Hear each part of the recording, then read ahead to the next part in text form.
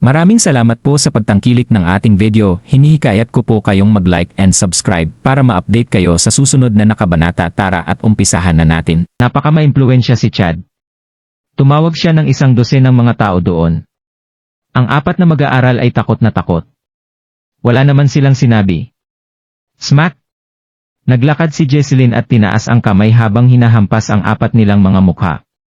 Galit na galit silang 4 ngunit hindi sila naglakas loob na magsalita. Ano ang tinitignan mo? Naglakas loob ka na patulan ako. Tuturuan kita ng leksyon sa paghawak sa akin ngayon. Naglakas loob ka sa akin na patulan ako. Kung maglakas loob ka na patulan ako, maghintay ka lang at tingnan kung paano ako makitungo sa'yo. Ang lider ng 4 na kalalakihan na ito ang siyang nanguna upang subuking hipuan sina Jesselyn at Alice. Agresibo siyang sumagot habang hinahawakan ang kanyang itsura ay galit na galit.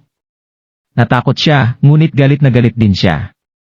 Bihirang mabigo siyang makakuha ng anumang babae na gusto niya. Gayunpaman, hindi talaga niya inaasahan na masampal ng magandang dalaga bago siya sampalin ng maliit na babae na ito. Hindi pa siya nainsulto at napahiya ng ganito dati. Pita! Sasagot pa talaga siya. Bugbugin niyo sila. Si Chad ay napakayabang at mapagmataas sa sandaling ito. Kaagad na winagayway niya ang kanyang kamay, ang mga tao ay sumugod at pinalibutan ang 4 na binata.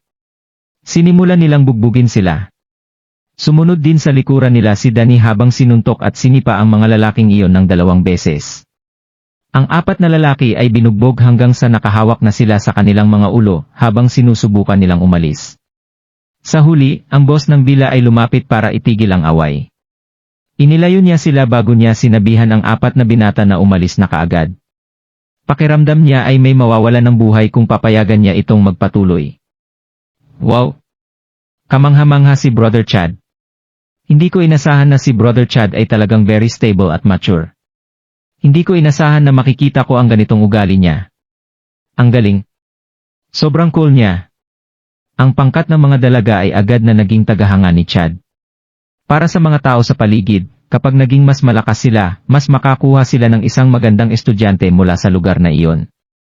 Nagkaroon sila ng ganitong klaseng kaisipan. Brother Chad, salamat sa lahat. Talagang nararamdaman ni Alice na nabuhayan siya ngayon. Ang malungkot na pakiramdam na mayroon siya noon ay tuluyan ng napawi. Sa katunayan, talagang gusto niya ang mga may mature at may stable ang nakaraan. Gayunpaman sa puntong ito, bigla niyang naramdaman na mas makakabuti kapag ang tao ay mas mayabang at matapang. Ito ay sapagkat ang ganitong uri ng tao lamang ang makapagbibigay sa kanya ng isang mahusay na pakiramdam ng seguridad. Kumusta naman ang isang tulad ni Gerald? Oh my God! Bakit bigla na naman niya itong naisip? Ito ay simpleng pag-aksaya ng kanyang oras. Okay lang, Alice. Ibigay mo sa akin ang number mo at ibibigay ko din ang number ko para makapag-usap tayo sa susunod. Ngumiti si Chad habang nakatingin kay Alice. Sa katunayan, napansin na niya si Alice kanina, at naramdaman niya na ang babaeng ito ay talagang napakaganda. Habang tumitingin siya sa kanya ngayon, mas naramdaman niya na mas lalo siyang gumanda. Sa katunayan, ang sinumang ordinaryong lalaki ay mabibighani sa isang sulyap kapag nakita nila ang isang magandang babae tulad ni Alice. Okay lang. Balik tayo sa kwarto at ipagpatuloy ang ating celebration. Ngumiti ng husto si Chad. Itutuloy na natin ang ating celebration. Brother Chad, hindi ba dapat tayo alis? Oo? Paano kung ang isang tao sa grupo na iyon ay magpasya na bumalik upang maghiganti? Ang ilan sa mga babae ay nag-aalala. Hoy! Sino sa palagay mo si Brother Chad? So, ano naman kung bumalik sila para maghiganti? Mayabang na sagot ni Jesselyn habang muling nilalagay ang kanyang makiup at tumingin sa salamin.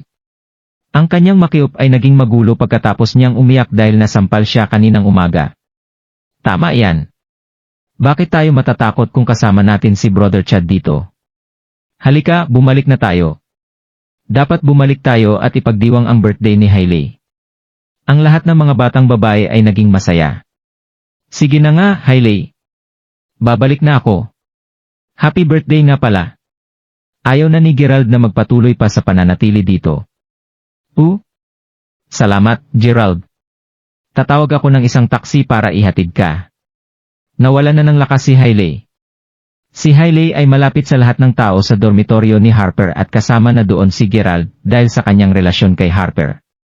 Gayunpaman, dahil may nangyari, napakahirap para kay Gerald kung pipilitin niyang manatili siya.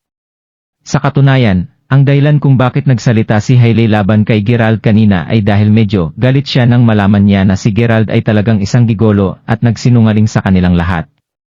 Gayunpaman, nawala na ang kanyang galit at bigla siyang nakaramdam ng kaunting simpati kay Gerald.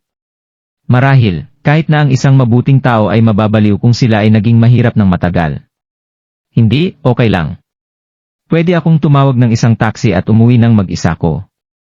Tumango si Gerald na may isang mapangutya ng ngiti sa kanyang labi. Umalis ka? Umalis ka sa lugar na ito. Nasasaktan ako kapag nakikita kita. Biglang sumigaw si Jaislyn. Walang sinabi si Alice sa pagkakataong ito. Pasimple siyang lumingon nang bumalik siya sa kwarto. Dahil wala na ang taong nagparamdam sa kanya na may sakit at naiinis, natural lang na hindi na siya umalis. Mag-isa nang naglakad si Gerald sa campus.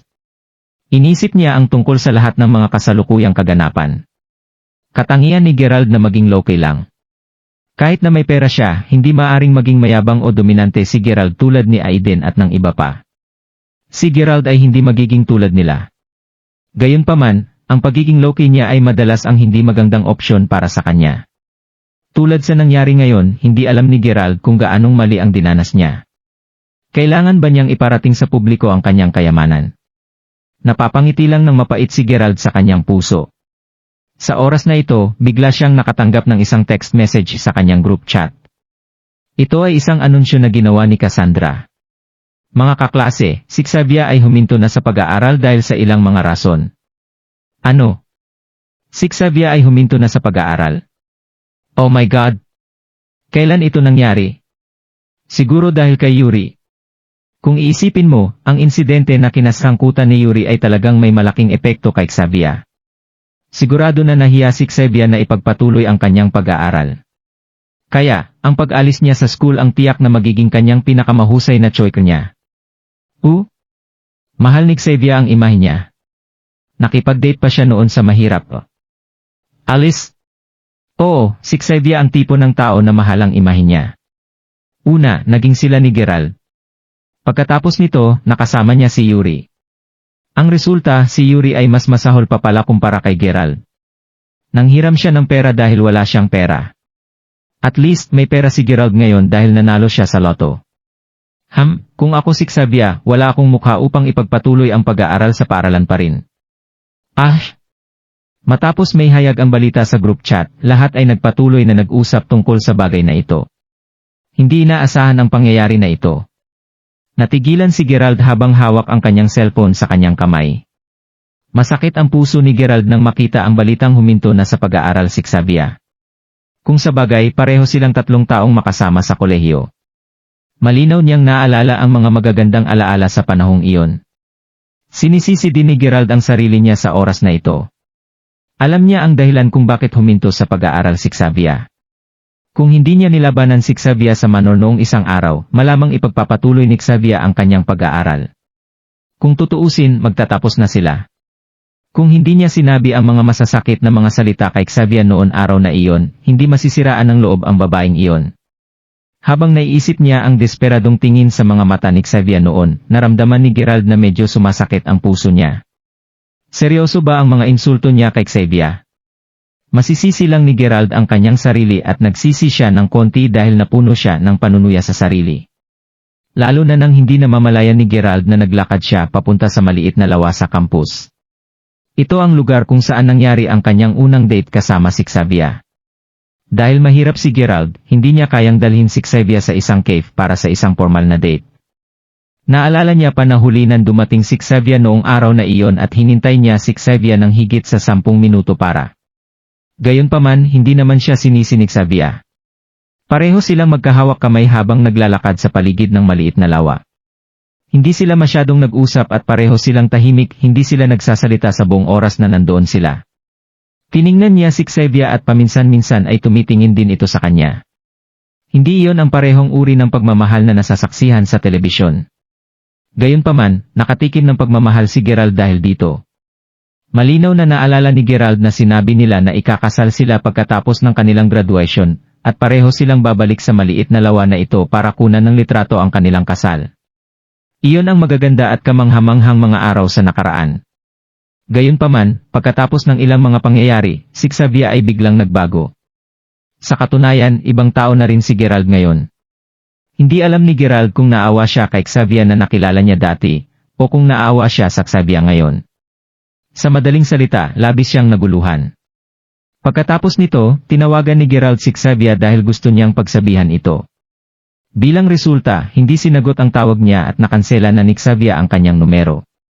Hindi niya matawagan si Xavier sa kanyang account o text messaging app. Wala na talaga siya. Naupo si Gerald sa tabi ng lawa habang siya ay pansamantalang nalulungkot. Sa oras na ito, bigla siyang nakatanggap ng tawag sa telepono sako. Kinuha ni Gerald ang kanyang cellphone at napagtanto na ito ay isang tawag mula sa roommate ni Xavier na si Felicity. Nasaan ka?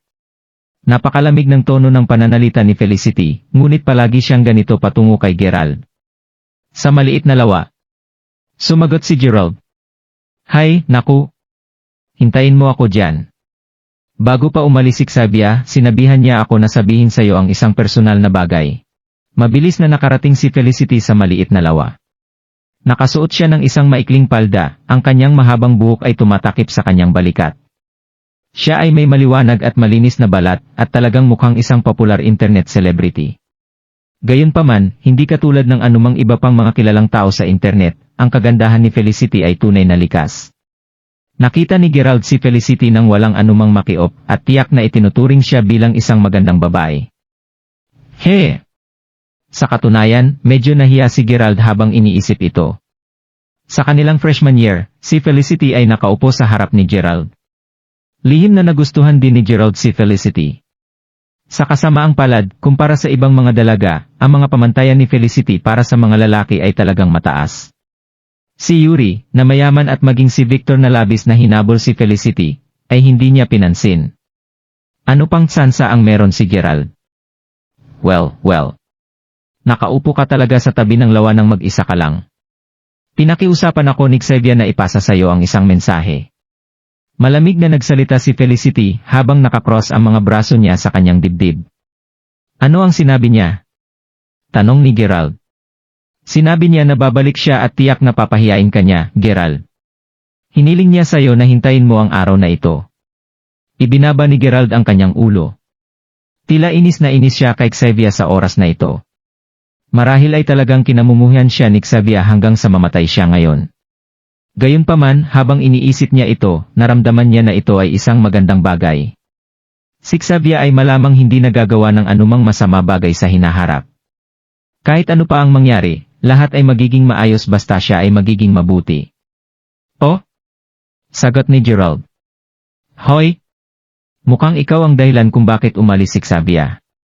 Ano ang ginawa mo para mapahiya siya? Tinignan ni Felicity si Gerald pataas at pababa. Kahit na nanalo na si Gerald sa loto, hindi ito masyadong pinansin ni Felicity. Wala akong ginawa. Ang isipan ni Gerald ay napakagulo. Bukod pa dito, hindi mabuti para sa kanya na pag-usapan ang mga pangyayaring naganap sa araw na iyon, kaya ayaw niya din itong sabihin kay Felicity. Ang taong ito ay tiyak na magsasalita tungkol sa lahat ng mga ginagawa ni Gerald sa kanyang live broadcast. Hindi ito ang kauna-unahang pagkakataon na may ganito siyang ginagawa. Bahala ka kung nais mong sabihin o hindi. Pero nasabi ko na sayo ang mensahe na gustong iparating sayo ni Xavier. Ngumuso si Felicity bago siya tumalikod at naglakad palayo. Sa totoo lang, bagaman si Felicity at Xavier ay roommates, ang kanilang relasyon ay hindi masyadong malapit. Ito ay dahil si Xavier ay napakaganda din para sa kanila, maaaring magkaroon ng isang alpa lamang. Gayunpaman, naramdaman ni Felicity na mas relaxed na siya ngayon dahil wala na si Xavier. Ginawa din ni Felicity ang mga gawain ni Xavier para sa kanya.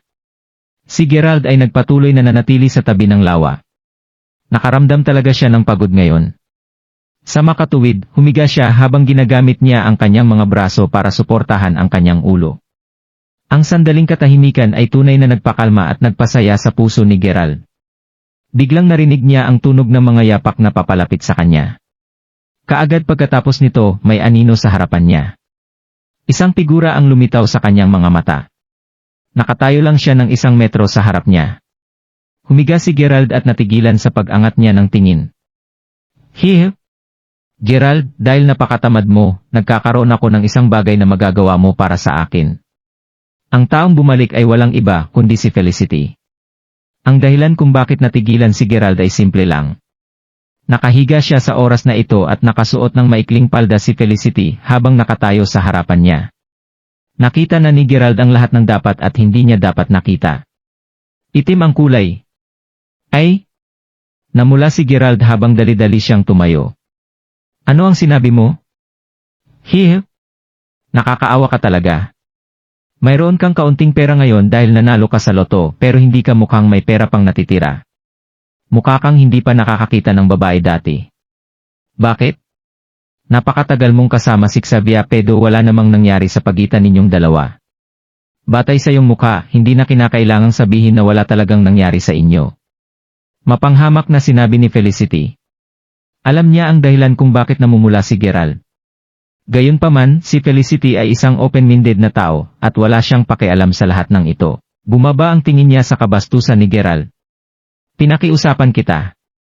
Ang ilan sa mga babaeng anchor sa aming guild ay pupunta sa campus mamaya. Sama-sama kami sa ilang mga outdoor activities mamaya. Kailangan ko ng isang tao para maitala ang live na broadcast para sa akin. Kaya, gusto kong pumunta ka at i-record ang live na broadcast para sa akin. Sabi ni Felicity habang iniabot ang kanyang iPhone kay Gerald. Ang kanyang cellphone ay kumpleto sa kagamitan. Espesyal na nilagyan ito ng mga karagdagang kamera, radio, at iba pang kinakailangang kagamitan para sa isang live broadcast. Pinaramdam nito kay Gerald na parabang hindi niya alam kung sasama ba siya o hindi. Kung sa bagay, ginawa ng pabor ni Felicity ang dati niyang girlfriend. Bukod dito, inabot din niya kay Gerald ang mga kagamitan ni Xavier. Magiging guilty si Gerald kung ibabalik niya kay Felicity ang kanyang cellphone ngayon. Hindi niya alam kung ang katotohanang tinulungan ni Felicity ang kanyang kasintahan ay may kinalaman sa kanya, gayunpaman, hindi pa rin tinanggihan ni Gerald ang kahilingan nito. Pasimple lang siyang sumunod kay Felicity. Madali niyang kinalimutan ang ugali ni Felicity at ang halatang pagmamaliit sa kanya ng babaeng ito. Si Gerald ay walang nararamdaman para kay Felicity at wala rin siyang pakialam sa kanya kahit ano pa ang mangyari. Habang papunta sila, lumakad si Felicity sa harap habang sumunod sa likuran niya si Gerald. Felicity, kailan ka pumirma ng kontrata sa guild?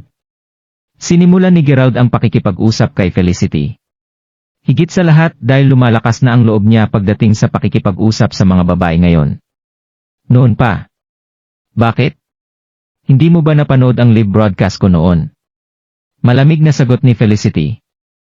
Alin? Wala ka talagang alam. Ang sinasabi ko ay ang live broadcast na kung saan ang mayamang binata sa aking live broadcast ay binigyan ako ng $3,000 sa araw na iyon. Matapos matanggap ang kita sa araw na iyon, nakakuha ako ng higit sa 10,000 followers. Pagkatapos nito, lumitaw din ako sa homepage, at ang mga tao mula sa guild ay lumapit sa akin upang magsing isang kontrata noon. Napakalakas din itong guild. Oy, naintindihan ko na.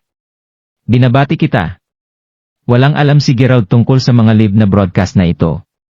Gayunpaman, naintindihan niya na ang dahilan kung bakit pumirma si Felicity ng isang kontrata sa guild ay may kinalaman sa kanya na nasa live broadcast room ng Felicity ng gabing iyon.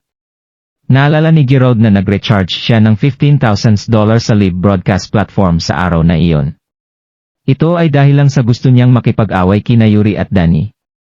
Bilang isang resulta, pareho silang umamin ng pagkatalo matapos niyang gumastos ng $3,000. Nag-top up siya ng $15,000 sa kanyang account nang walang dahilan. May isang park na hindi masyadong malayo sa paaralan. Ang kanilang live broadcast venue ay ang lugar na ito.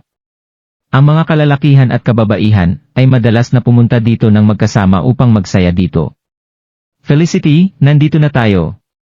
3 sa 4 na magagandang dalaga mula sa live broadcast na halatang mga kilalang tao sa internet ang nagmamadaling kumaway kay Felicity.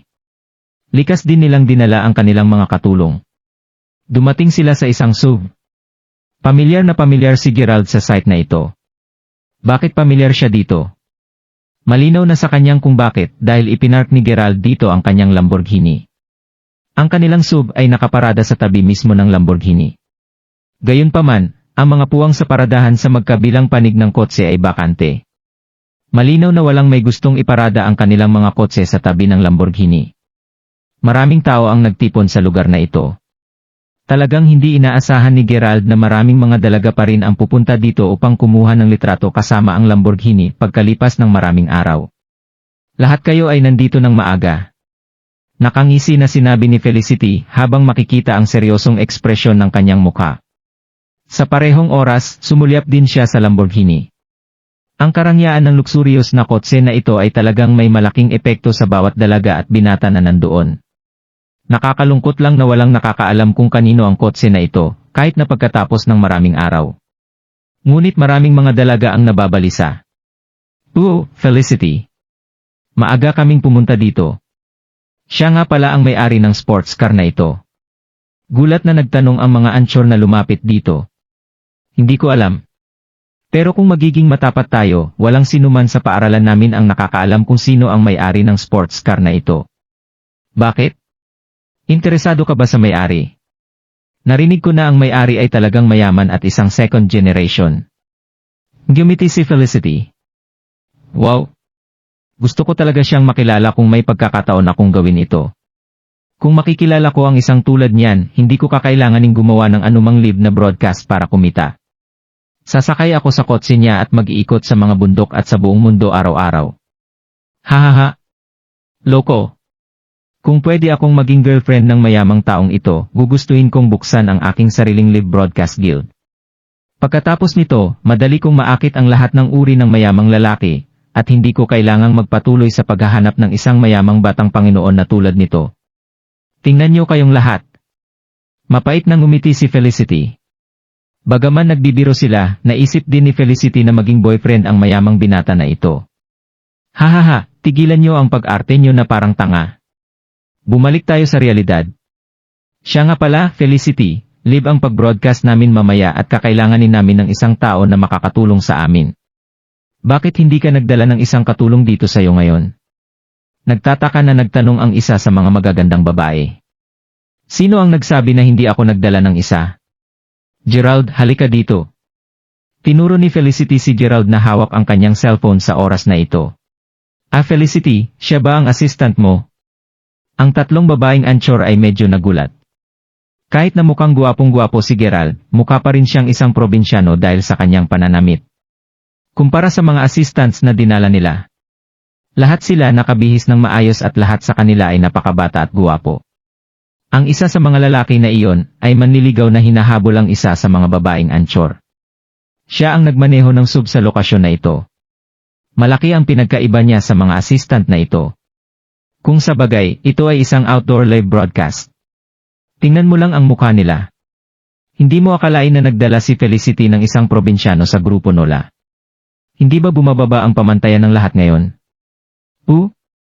Wala akong oras upang maghanap para sa isang assistant, kaya hinila ko na lang ang isa kong kaklase mula sa university. Nag-init din ang mukha ni Felicity. Nakaramdam siya ng sobrang hiya. Sa tingin ko, bakit hindi lang natin siya utusan na bitbitin ang lahat ng mga gamit natin habang sinusundan niya tayo doon? Hindi ito big deal. Ang mahawakan ko lang ay 2 cellphone. Sa oras na ito, ang isa sa mga lalaki ay tumingin kay Gerald habang umiling siya na may isang malaswang ngiti sa kanyang bibig. Malinaw ang pinaparating ng kanilang mga masamang salita. Sa tingin ko tama si Hector. Mabuti kung magdadala na lang siya ng mga gamit natin at susunod siya sa likuran natin. Sinabi ng isa sa magandang anchor. Sage, Gerald. Bakit hindi mo ibigay ang cellphone ko kay Hector? Ang gagawin mo lamang ay dalhin ang lahat ng mga gamit namin at sumunod sa likuran namin mula sa malayo. Nagmamadaling sinabi ni Felicity. Hindi mapigilan ni Gerald na maramdaman ang pag-anag ng galit sa kanyang puso. Buwisit. Pumunta ako dito para tulungan ka ngayon. Naisip mo ba talaga na naririto ako bilang isang manggagawa? Gayunpaman, habang iniisip niya ito, dahil nandito na siya, walang point para umalis na siya ngayon.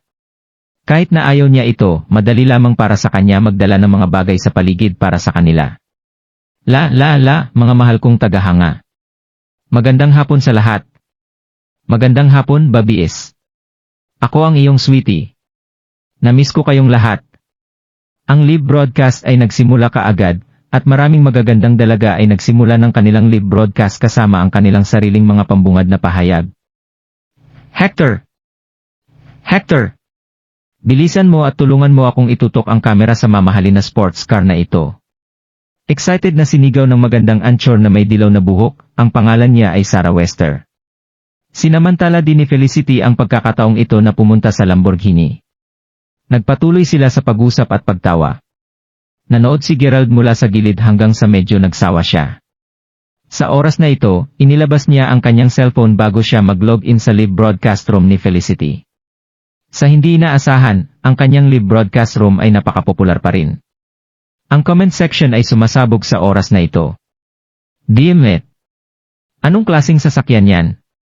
Ito ang Lamborghini Reventon. Nagkakahalaga ito ng halos $3 million at puno ng lahat ng uri ng mga luxurious configurations. Oo, ang panloob na disenyo ng kotseng ito ay hindi may kukumpara sa buong mundo. Tingnan mo ang loob ng kots. Pita! Pwede ba kaming magkaroon ng isang panoramic view ng kotse? Bigyan niyo kami ng espasyo para makita ang kots. Sino ang nagmamaneho ng kotseng ito? Siya siguro ay isang mayaman na tao. Ito ay isang cool na sports car. Broom, broom, broom. Naging sikat ang live broadcast ng 4 sa magagandang dalaga. Sa oras na ito, wala nang nakatuon sa mga magagandang babae. Sa halip, ang pansin ng lahat ay napunta sa kotse. Si Felicity at ang iba pang mga babae ay nahihirapan na makakuha ng mga gifts habang natutugunan ang mga kahilingan ng kanilang mga tagahanga. Kinunan nila ng video ang sports car mula sa malalayo at malalapit na lugar. Nakatanggap din sila ng maraming mga gifts sa oras na ito. Mayroong isang mayamang tao sa live broadcast room ni Felicity na nagbigay sa kanya ng $900 na halaga ng mga gifts. Dinala nito ang kapaligiran ng live na broadcast room sa isang maliit na rurok. Salamat, Brother Jess. Mahal kita, Brother Jess. Isang oras ang lumipas. Silang 4 ay hindi na nagpatuloy sa paglalakad sa labas ng bahay. Nagsagawa lamang sila ng kanilang mga live broadcast sa tabi mismo ng Lamborghini. Ang bawat isa sa kanila ay sumisikat at mga followers sa oras na ito.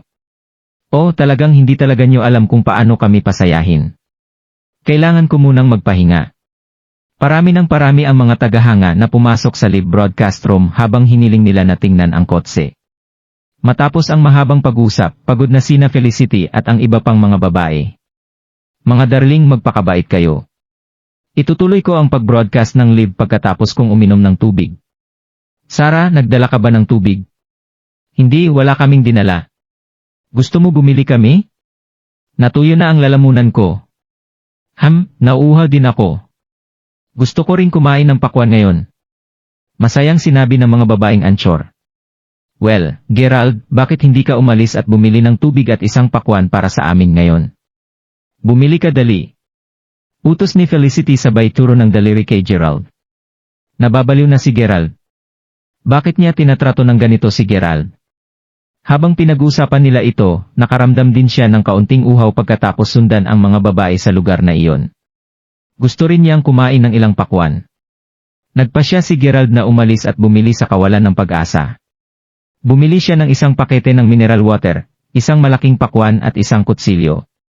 Bumalik si Gerald na bitbit ang isang malaking bag na mga pinamili niya, at talagang pagod na pagod siya. Sa oras na ito, si Felicity at ang ibang mga babae ay nasa live broadcast pa rin at pinag-usapan nila ang tungkol sa hinala nila tungkol sa kots. Gerald, bilisan mo at hiwain mo ang pakwan. Epal.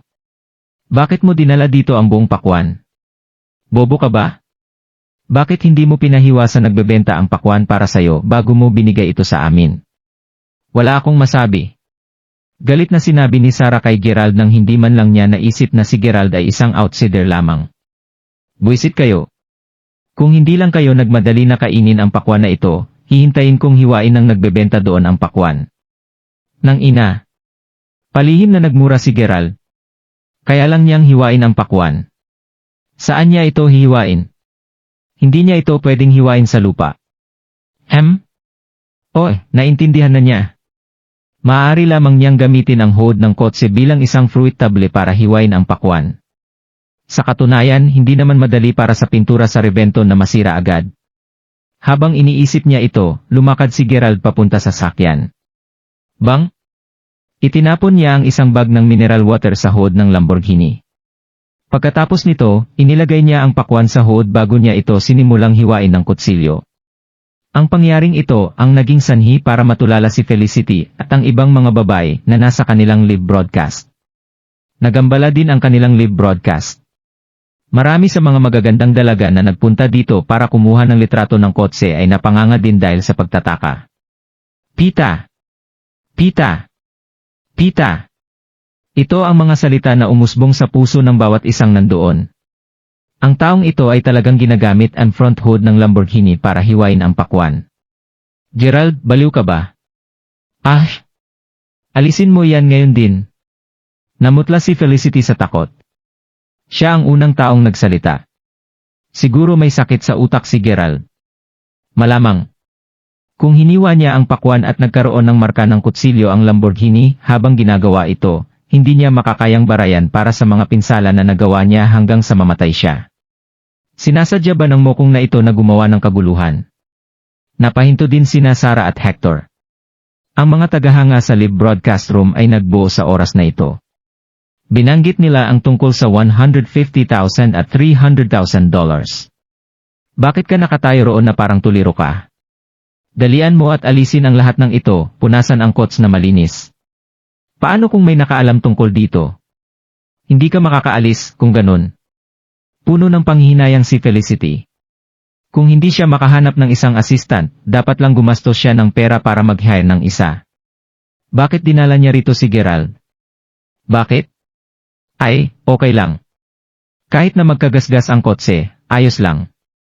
Pilit nang umiti si Gerald. Kung magkaroon man ng gasgas ang sasakyan, siya mismo ang gumawa nito. Hindi niya kailangang humingi ng bayad sa sinuman. Bakit sila kinakabahan? Ano ang ibig mong sabihin na okay lang kahit magasgasan ang kotse?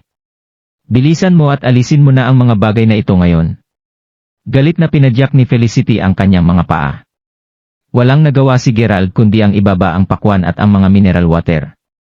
Nauna niyang iniisip na kainin ang pakwan sa ganitong posisyon para ang bawat isa ay hindi na kailangan umupo sa sahig at kumain. Gusto niya sanang kumain sila ng mas komportable. Tila marami na naman siyang iniisip. Lumapit si Felicity at tinulak palayo si Gerald. Pagkatapos nito, maingat niyang pinunasan ang kotse gamit ang kanyang sariling wet wipe. Matapos matiyak na wala talagang gasgas sa kotse, tuluyan ng gumaan ang pakiramdam niya.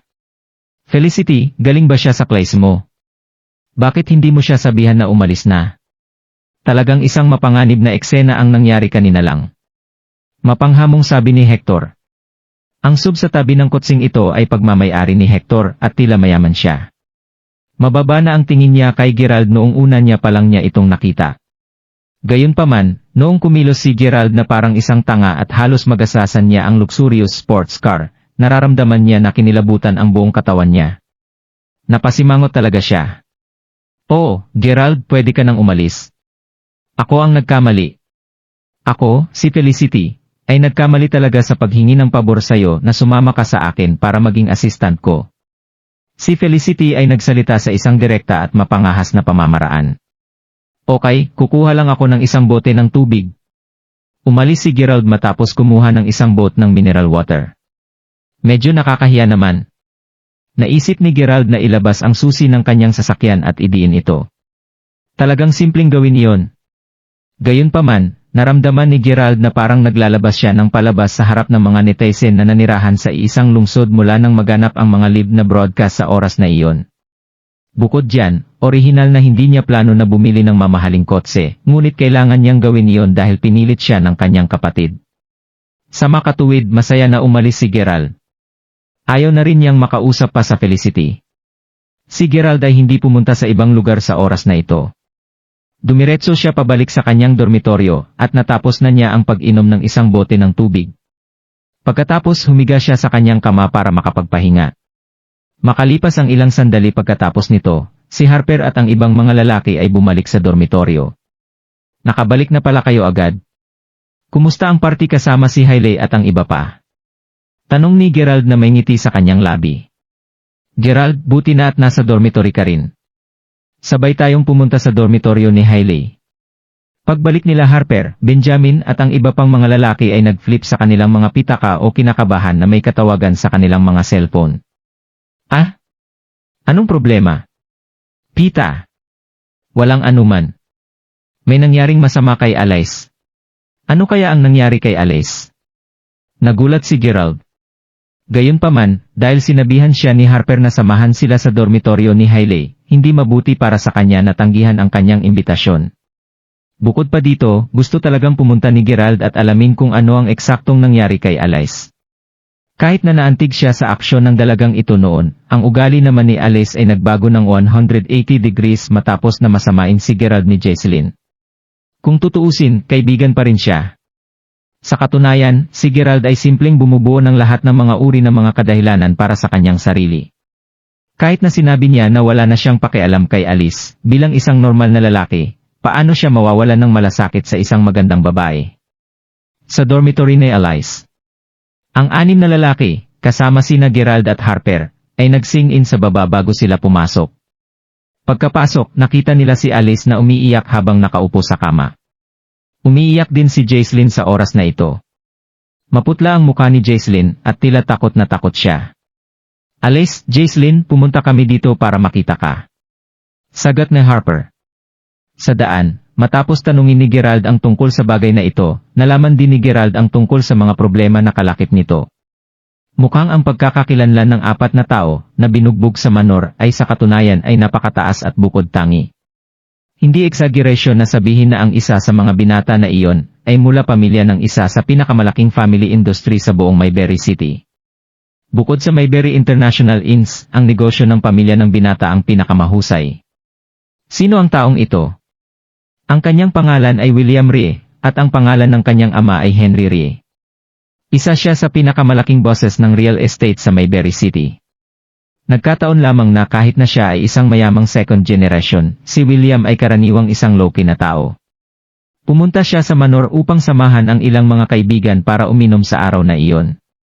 Matapos uminom sa isang kapritso, nakita niya sina Jesselyn at Alice. Lalo niyang napansin ang Alice na pambihirang maganda. Iyon ang dahilan kung bakit niya tinukso ang dalawang babae sa ilalim ng impluensya ng alkohol. Sa hindi inaasahang pagkakataon, nag-away siya ng 2 beses. Bukod dito, binugbog siya hanggang sa siya ay duguan ng buo. Pagka-uwi, tumawag si William para manghingi ng tulong. Nagulat ang kanyang buong pamilya nang makita nila ito. Bagaman ang mga pamilya nila ay hindi direktang naghihiganti, si Danny, Chad, Jesselyn, at ang pamilya ni Alice ay nakatanggap ng babala sa iba't ibang antas. Ang pamilya ni Chad ay nagpatakbo ng isang negosyo sa pamilya, at lahat ng kanilang mga supply ay agad na naputol. Ang pamilya ni Alice ay mayroon ding sariling kumpanya, sila ay nasa katulad na sitwasyon sa pamilya ni Chad. Sila Jesselyn at Danny naman, nanganganib din ang kanilang mga magulang at binigyan ng babala. Ito ay matuturing na parang kabayaran nila sa pagbugbog sa taong ito. Sa madaling salita, si Alice at ang iba pa ay kinikilabutan na ngayon. Ito ay dahil nagbanta si William na wasakin sila ng buong buo sa loob ng 1 buwan. Ano ang dapat kong gawin ngayon? Ano ang dapat kong gawin ngayon? Ang tatay ko ay nakipag-ugnayan na sa maraming tao, ngunit wala silang magawa. Iyak nang iyak si Alice. Ang mga magulang ni Jesselyn ay agad na tinanggal din sa kanilang trabaho. Alice, hindi ba makakatulong sina Danny at Chad sa bagay na ito? Maaari lamang tanungin sila ni Harper ng katanungang ito. Kung tutuusin, wala siyang magawa para makatulong habang nanonood mula sa gilid. Oh, ano ang posibleng gawin nila? Narinig kong pumunta pa sina Chad at Danny sa kumpanya ng pamilya ni William para hanapin siya. Lumuhod sila at humingi ng tawad sa kanila, pero pagkatapos ay itinapon sila ng kumpanya ng mga security guard. Napunta talaga kami sa malaking gulo sa pagkakataong ito. Narinig kong sinampal din ni Danny ang kanyang sarili sa harap ng kabilang partido, pero lahat ng ginawa niya ay walang silbi. Ang isa pang dalaga sa dormitory ay nagalala rin. Lalong lumuha si Alice. Ganon din si Jesselyn. Hindi sila nagmumukhang kasing mayabang tulad ng dati. Bakit hindi tayo tumawag sa pulis kung ganon? Sabi ni Benjamin habang nagkakamot ng ulo. Sino ang hindi makakaalam tungkol sa pamilya Rie sa Mayberry City? Ang mga ito ay talagang kahanga-hanga at malakas. Karamihan sa mga tao ay hindi kayang galitin sila. Umiling si Alice at sinabi niya, hindi, wala din kwenta. Bukod pa dito, kami ang nanakit sa kanila sa una, at hindi naman sila muling lumaban. Kahit na gumawa kami ng report sa pulis, tayo ang mahuhuli. Nang marinig ito ng lahat, naramdaman nila na ito talaga ang kaso. Huwag ka nang malungkot. Palaging may solusyon sa problema. Si Gerald, na hindi talaga nagsalita, biglang nagsalita sa oras na ito. Hindi talaga niya alam kung paano pa sila makumbinsi. Gayunpaman, nagpasya siyang huwag pahiyan sila Harper at Hailey. Kung tutuusin, nangyari ito sa kaarawan ni Hailey. Plano na ni Gerald na tanungin si Zack kung mayroon siyang anumang magagandang solusyon para harapin ang bagay na ito. Ah! Nandito ka rin? Crap! Crap! Crap! Sino ang nagbigay sa'yo ng lakas ng loob na pumunta dito? Bakit may lakas ng loob ka pang magpakita dito? Nawala na ng pasensya si Jaislyn at galit na galit siya nang marinig ang mga sinabi ni Gerald. Pinapagalitan pa niya at pinagtatawanan siya ngayon. Kanino ba nagmula ang kaguluhan na ito? Hindi ba lahat dahil si Gerald ay isang walang kwentan epal? Kung hindi dahil kay Gerald, hindi mahihiya si Alice at hindi rin siya susugod agad sa banyo. Kung hindi tumakbo si Alice sa banyo dahil galit siya, susundan ba siya ni Jaislyn hanggang sa banyo noon? Kung wala sa kanila ang pumunta sa banyo, gagalitin ba nila ang isang tao na tulad William? Ang salarin sa likod ng bagay na ito ay si Gerald. Gayunpaman, mayroon pa talaga siyang lakas ng loob na magpakita pa dito. Tumalon si Jaislyn mula sa kanyang kama habang iniangat ang kamay kay Gerald. Talagang kinamumuhian niya ang loko-lokong ito. Smack! Ang sampal na binabalak niyang ibigay kay Gerald ay hindi nangyari tulad ng plano niya. Habang nakataas ang kamay niya sa hangin, pinigilan siya ni Gerald bago niya pa ito masampal. Jaislyn, tama na. Mariing itinulak siya ni Gerald sa lupa. Pasensyosong tao si Gerald. Karaniwan siyang may napakahusay na ugali, ngunit hindi ito nangangahulugan na hindi siya magagalit. Siya ay minaliit ng dalagang ito at sinampal ng maraming beses. Si Xavier ang kanyang dating kasintahan, kaya't hindi niya magawa na sampalin ito. Ngunit sino sa kanya si Jaislyn? Walang kwentang tao. Sa makatuwid, hindi na napigilan ni Gerald ang kanyang galit. Ah! Naglakas loob ka na patulan ako. Parang isang baliw si Jaislyn habang nakaupo sa lupa na pula at namamaga ng mata, nagpatuloy siya sa pag-iyak. O CJ, tama na. Tama na? Mabilis na hinimok ni Hailey at ng iba pang mga babae si Jaislyn. Tumingin si Alice kay Gerald bago siya nginisyan at sinabing, Gerald, pumunta ka ba dito upang tawanan kami at ituring kaming isang biro? Totoong kinamumuhian ni Alice si Gerald. Gayunpaman, hindi siya kumilos tulad ng ginawa ni Jaislyn. Alice, Jaislyn, dumating lang si Gerald para makita at kumustahin ang inyong kayong mga babae dahil narinig niyang may nangyari sa inyo. Bakit kanya tatratuhin bilang isang biro? Nagmamadaling pumagitna si Harper sapagkat talagang hindi na niya ito natiis. Puff, ano ang ginagawa niya rito kung hindi niya kami pinagtatawanan? Alam ko na siguro may hawak siyang sama ng loob sa akin dahil nalaman kong gigolo siya. Kilalang kilala ko din siya. Sa totoo lang, naisip ko rin na magustuhan siya at habulin siya bago ito mangyari. Saway ni Jaislyn at tumalon siya. Naintindihan niya ang nakaraan ni Gerald at talagang interesado siya kay Gerald. Itutuloy na sana ni Jaislyn ang pagtatalo kay Gerald. Gayunpaman, sa oras na ito, biglang tumunog ang cellphone ni Alice. Tay, anong nangyari? Ano ang sinabi ng malakas at maimpluwensyang taong hiningyan mo ng tulong? Kinakabahan na tanong ni Alice. Tuluyan ng huminahon si Jaislyn at nakinig ng mabuti kay Alice. Ang nag-iisa lamang na maasahan niya ngayon ay ang mga koneksyon na mayroon ang pamilya ni Alice. Dad, huwag kang malungkot. Kung sinabi niyang abala siya, siguro ay talagang abala siya. Huwag kang mag-isip ng labis tungkol dito. Nasa dormitory pa ako ngayon. Ang ilan sa mga kaibigan ko ay dumating para makita ako. Hindi pa ako gutom. Hindi pa ako nakakain pero wala akong ganang kumain. Hindi Okay, hayaan mo akong tanungin sila. Pagkatapos nito, binaba na ni Alice ang tawag.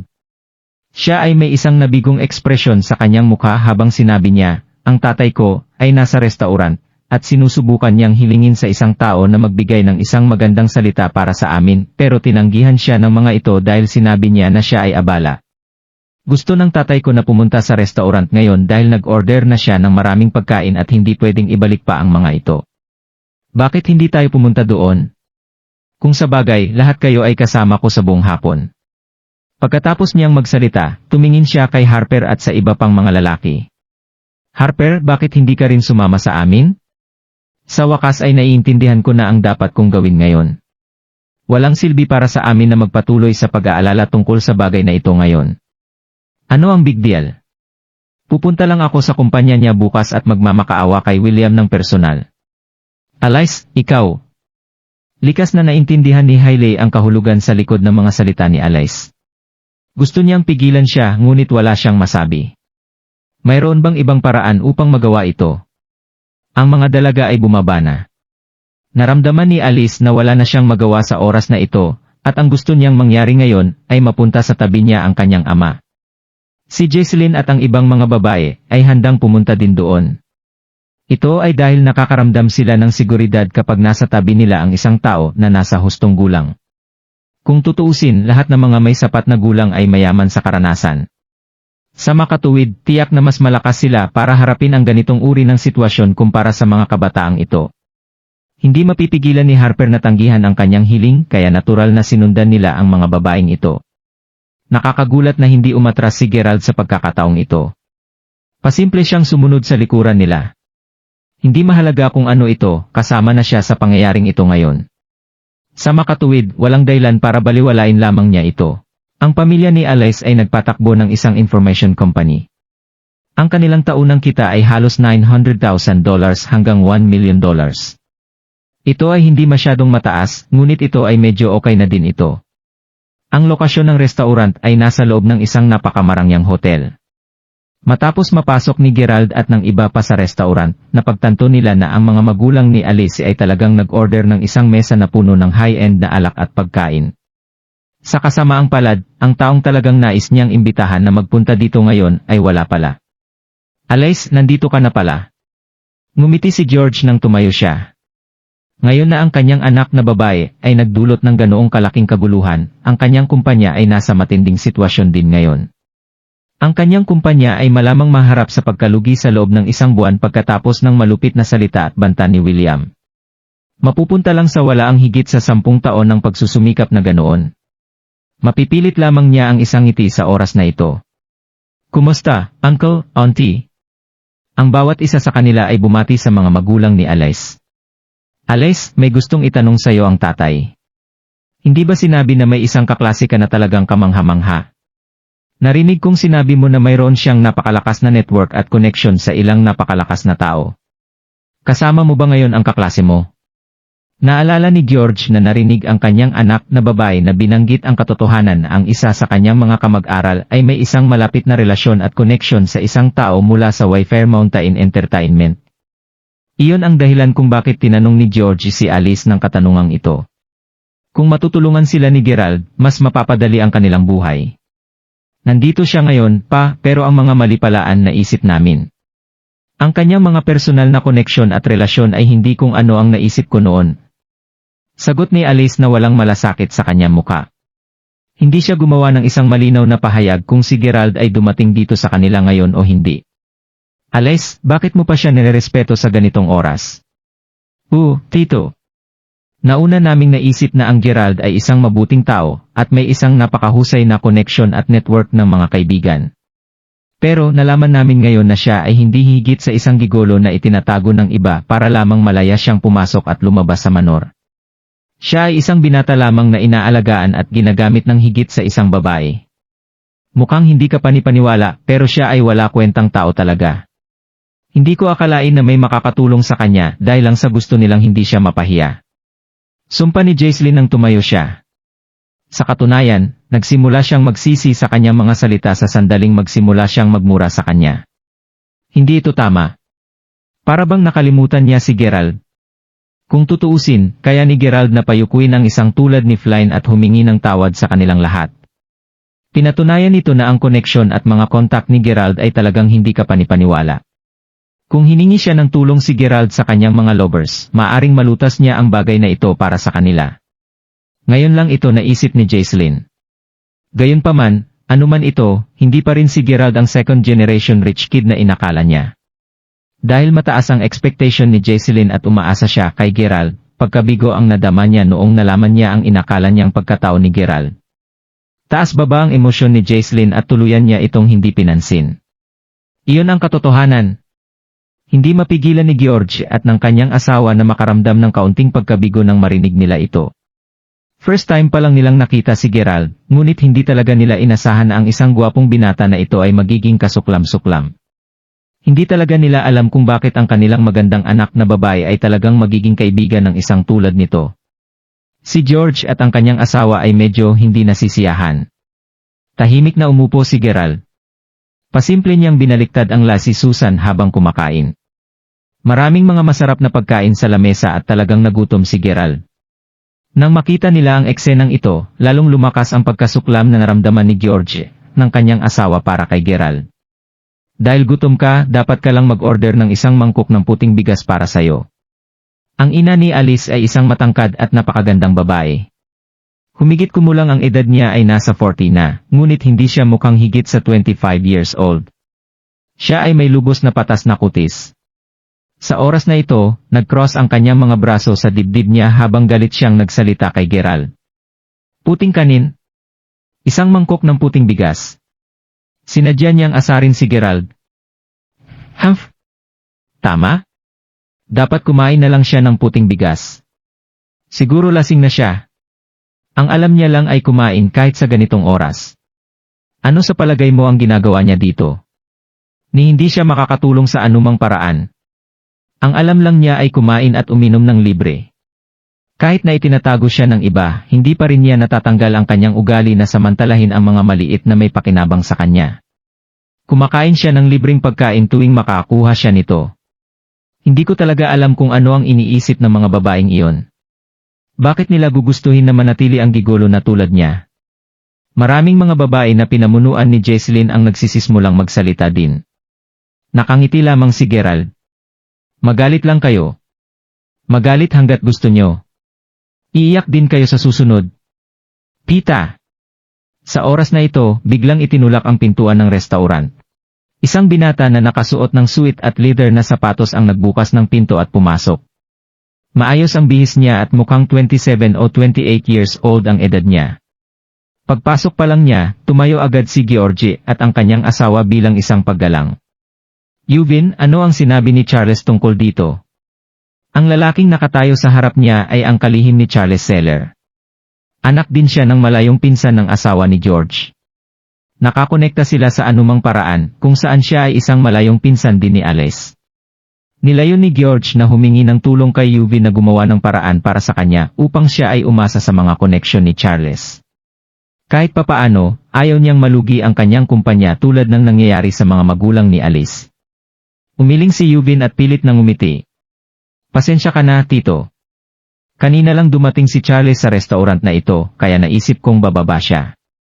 Pero tila abala siya sa pag-aliw ng isang napakahalagang panauhin dito. Ibig sabihin talagang indisposed siya sa ngayon. Sinabi ko sa'yo na huwag mo siyang hintayin dito. Alam kong hindi bababa si Charles, pero Eugene, pwede ba tayong umakyat at bigyan uminom para ipahayag ang nararamdaman namin? Mapait na pagmamakaawa ni Georgie. Alam niyang napakawalang galang nito. Gayunpaman, ang mga koneksyon ni Charles ang kanyang huling paraan, at kung wala siya, wala na talaga siyang ibang paraan. Tapos na ang reputasyon nila dahil ginalit nila ang isang maimpluwensyang pamilya sa Mayberry City. Si George ay may napakalaking problema sa kanyang kamay. Opo, Cousin Eugene. Kung gusto mong tumulong, tulungan mo na lang aming pamilya, kung kaya mo. Bagaman si Alice ay palaging isang manhid at mayabang na tao, wala siyang nagawa kundi ang humingi ng tulong kay Eugene sa oras na ito. Bumuntong hininga si Eugene. Bilang pamangkin mo, onkle at auntie, naiintindihan ko ng mabuti ang iyong nararamdaman, Anya. Gayunpaman, imposible ang hinihiling mo, siguro tutulungan kita kung may darating na pagkakataon. At iyon ang sinabi ni Yuri. Kung ang bagay na ito ay hindi nalutas ngayon, wala na silang mapapala sa hinaharap. Mabilis na napagtanto ni George. Hindi naman abala si Charles. Tumatanggi lang siya na tulungan sila. Sa katunayan, magiging sobrang hassle ito dahil ang pamilyang Rie ang pinag-uusapan nila. Ang kanilang huling kislap ng pag-asa ay nabawasan. Ang bawat isa ay may malubhang ekspresyon sa kanilang mukha. The boundless horizon is my love. The flowers bloom at the foot of the mountain range. Anong rhythm ang may pinakamaraming swing? Aling kanta ang pinakamasaya? Pinatugtog ni Gerald ang ringtone na nagngangalang Coolest Ethnic. Ah! Kailan niya iyon ginawang ringtone? Paano ito nangyari? Salamat sa bigla mong pag-play ng ringtone, naging napaka-awkward tuloy ng paligid. Medyo kumislot ang mga sulok ng bibig ni George. Sina Alice, Jaislyn, at iba pa ay naiinis na nakatitig kay Gerald. Oh my God! Bakit may ganitong uri ng tao? Nakakaawa, umangal si Jaislyn. Sa sandaling iyon, sinagot ni Gerald ang isang tawag. Galing ito sa hindi kilalang numero. Hello? Seymour Crawford ba ito? Ang boses ng isang nasa edad na lalaki ang narinig sa kabilang dulo ng linya. Nahulaan ni Gerald na si Wesley yon nang marinig niya ang boses nito. Wesley Harrison mula sa Bureau of Commerce. Ako ito. Alam kong medyo mapangahas na tawagan kita. Ganito ang nangyari, Mark Crawford, natipon na namin ang mga leader mula sa iba't ibang mga rehiyon para talakayin ang ilang mga issue sa lupa ng kumpanya at maraming mga entertainment center kung saan ka nag-invest. Gusto kong gamitin ang oras na ito para magtanong kung ikaw may libreng oras. Inaasahan namin kung pwede kang pumunta dito ng personal. Nakangiting sinabi ni Wesley. Napagpasyahan ni Gerald na pumunta na siya at tignan dahil halos tapos na rin siyang kumain. Mabuti iyon, Mark Crawford. Magkikita kami ngayon sa Majestic Phoenix Restaurant. Nasaan ka? Mag-aayos ako para sa isang driver na sunduin ka. Ha? Sa Majestic Phoenix Restaurant. Nasa Majestic Phoenix Restaurant na din ako ngayon. Kumakain ka rin sa Majestic Phoenix Restaurant. Great, Mark Crawford. Pupunta ako at makapagtuas tayo sa isang baso ng alak. Ihem. Kung may tao man na dapat magtuas, si Gerald dapat iyon. Kahit na anong mangyari, si Wesley pa rin ang nakatatanda sa kanya. Ngunit dahil inimbitahan siya ni Mar Harrison, dapat lang siyang lumapit kahit papaano para masaya silang mag-inuman. Bakit hindi pagbibigyan ni Gerald ang si Mar Harrison? Ibinigay pa niya ang numero ng kwartong kinakainan nila kay Mar Harrison. Hindi ito big deal. At most simpleng nag-invest lang siya para sa hinaharap. Binaba na ni Gerald ang tawag. Si George at ang iba pa ay nakatitig pa rin kay Gerald. Hindi ko inasahan iyon.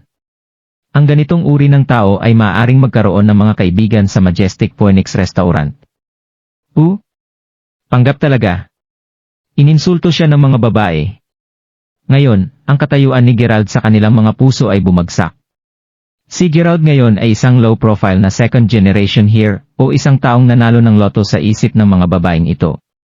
Kung napakayaman talaga niya, maaari silang makakuha ng maraming mga benepisyo mula sa kanya. Gayunpaman, sa oras na ito, si Gerald ay isang playboy lamang. Mahal siya kapag may pera siya, syempre, ngunit ano ang mangyayari kapag nagkasakit at nagsawa sa kanya ang kanyang mga lovers? Ano kaya siya kapag nangyari iyon? Bilang resulta, lahat ng tao ay may pare-parehong pakikitungo sa kanya. Sa isang saglir, biglang bumukas ang pinto ng kwarto. Maraming mga tao ang nasa labas. Humigit kumulang nasa 20 hanggang 30 ang edad nila at matatandang nakasuot ng suit at leather na sapatos ay nagtipon sa labas. Nakatayo silang lahat sa labas ng pintuan na may hawak na baso ng alak. Naiwang tulala si George. Kahit si Alice at ang iba pa ay labis na kinakabahan. Ano ang nangyayari, Zeller? Charles Zeller? Siya, si Mar Harrison. Chairman Myers, Chairman Lloyd, bakit kayo nandito? Nanginginig si George habang nagsasalita. Sa gitna ng 20 kakaibang mga tao na nakatayo sa harap niya, alin sa kanila ang hindi isang maimpluwensyang figura ng Mayberry City? Kahit si Wesley Harrison mula sa Bureau of Commerce ay nandito. Gayun din si Charles Zeller, ang pinakamaimpluwensyang at makapangyarihang figura sa mga mata ni George, ay narito, nakatayo sa gitna ng mga tao, tumatawa hawak ang isang baso ng alak sa kanyang kamay. Maari ba silang lahat magtipon dito para sa akin? Si George ay nasa isang malabo, malapanaginip na estado. Umupo ka, kumuha ka ng upuan. Sumigaw sa tuwa si George at ang kanyang asawa. Masyado kang magalang. Nandito lang kami upang magtuas at aalis kami pagkatapos nito. Bahagyang yumuko si Wesley bilang kilos ng paggalang kay George. Ang paggalang na ito, gayunpaman, ay talagang hindi para kay George, ngunit ito ay dahil kay Gerald. Hawak ni Wesley ang isang basong alak sa kanyang kamay. Sa gitna ng kapanapanabik na kapaligiran ng silid, tumayo si Wesley sa harapan ni Gerald, kasunod ang malaking grupo sa likuran niya. Itaas ang iyong baso sa isang toast para kay Mark Crawford. Pagkatapos nito, natapos niya ang baso ng alak. Mark Crawford, isang toast mula sa amin para sa iyo.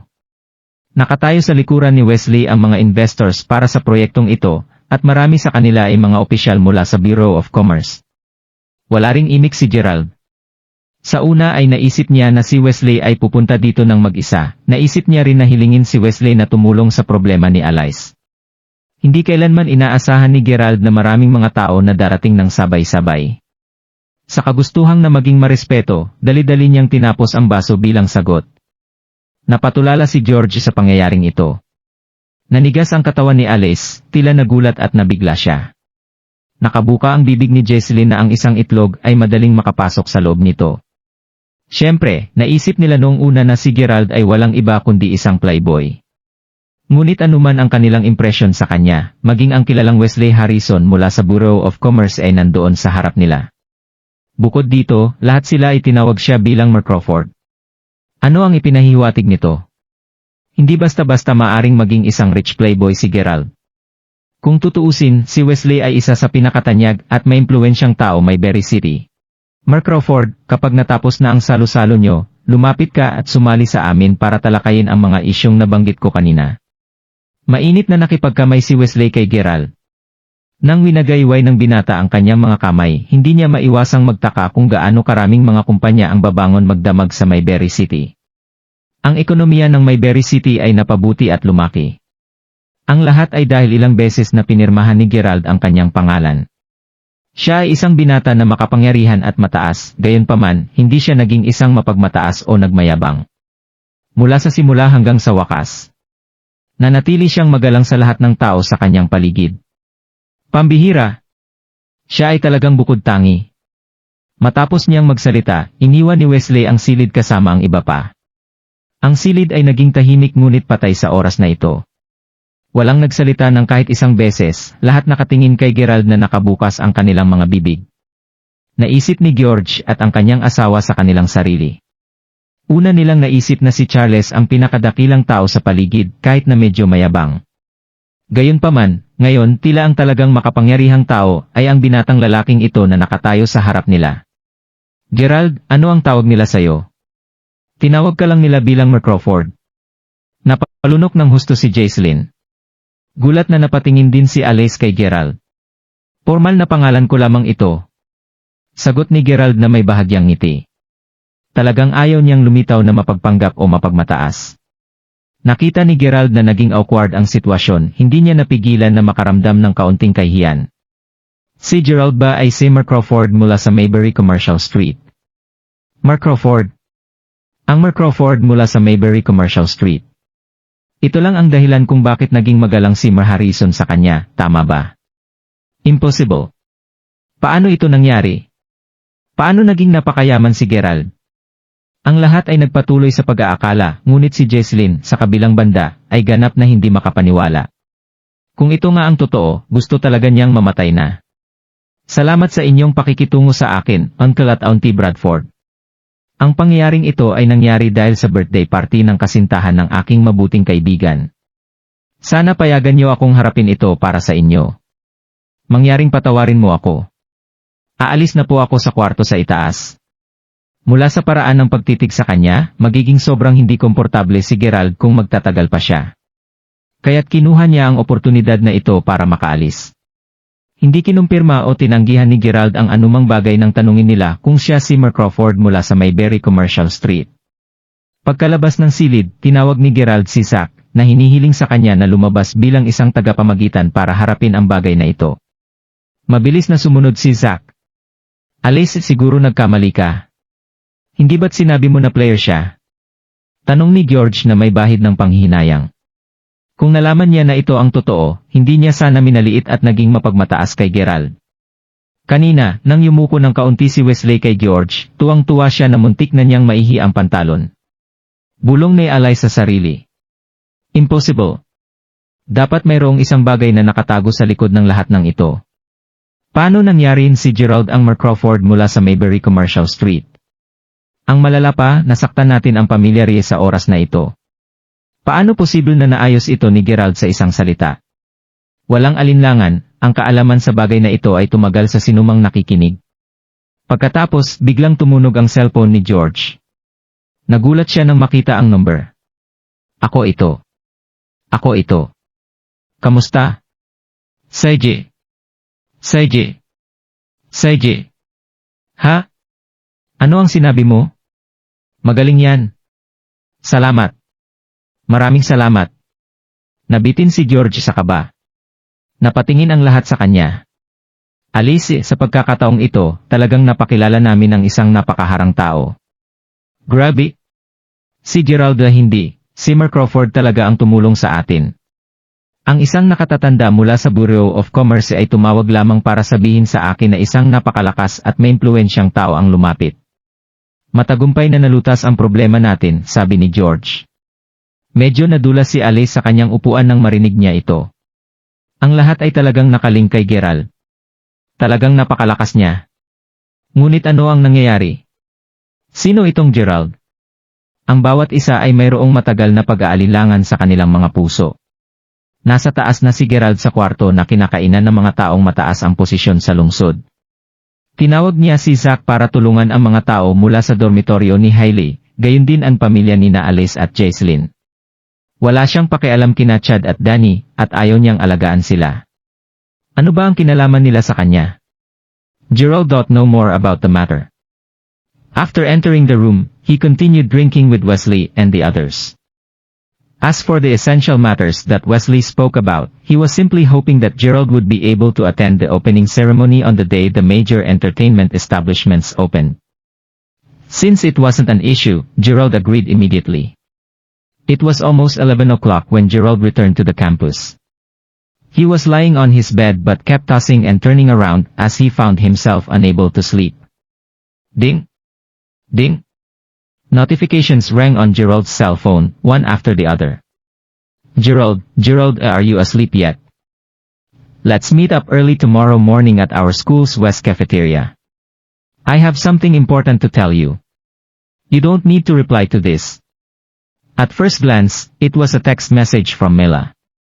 Hindi na inisip ni Gerald ang tungkol sa bagay na ito. Pagkapasok sa kwarto, nagpatuloy siya sa pag-inom kasama si Wesley at ang iba pa. Tungkol sa mahalagang bagay na pinag-uusapan ni Wesley, inaasahan lang niya na makadalo si Gerald sa opening ceremony sa araw na magbukas ang mga pangunahing entertainment establishments. Dahil hindi ito issue, pumayag agad si Gerald. Halos 11 o'clock na pala nang bumalik si Gerald sa campus. Nakahiga siya sa kanyang kama ngunit patuloy siya sa kanyang pag-ikot habang hindi siya makatulog. Ding! Ding! Tumunog ang mga notification sa cellphone ni Gerald ng sunod-sunod. Gerald, tulog ka na ba? Magkita-kita tayo bukas ng umaga sa Western Cafeteria ng school namin. May importante akong sasabihin sa'yo. Hindi mo na kailangang sagutin ito. Sa unang tingin ito ay isang text message mula kay Mila.